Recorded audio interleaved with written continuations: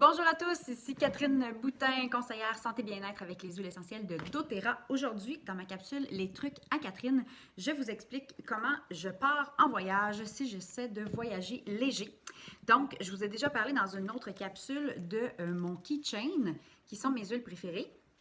Si je pars en voyage, je vais peut-être avoir quelques besoins supplémentaires ou des au cas où, des huiles de cas où que je vais vouloir avoir avec moi. Donc, j'ai une version extended du keychain. Donc, c'est comme un format pochette à CD. Attention, êtes-vous prêts? Tadam! Alors, ici, j'ai les huiles dont je pourrais avoir besoin. Je les ai classées par ordre alphabétique parce que c'est mon style.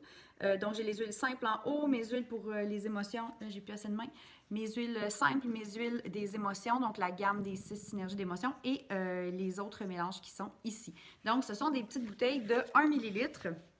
Je pourrais aussi rentrer des 2 ml et que j'utilise de la même façon que ce que je vous ai expliqué dans ma première capsule avec le keychain. Alors, ce que je vais apporter peut-être de différent, c'est que, évidemment, j'ai beaucoup plus de variété dans mes huiles. J'utilise toujours mon huile de pépins de raisin dans un roll-on comme ceci.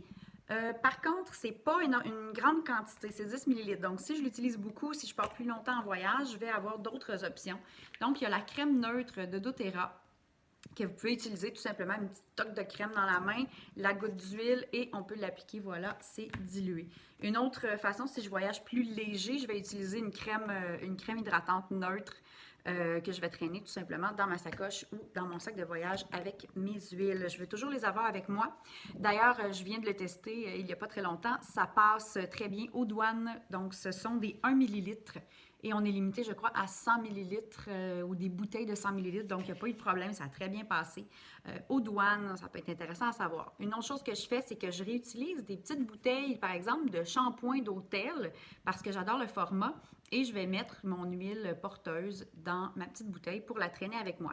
Attention, pour pas que ça coule, je suggère de le mettre dans un petit sachet, un petit sac Ziploc. On ne veut pas se faire avoir avec de l'huile de coco, de l'huile de pépins de raisin dans nos bagages. C'est pas agréable.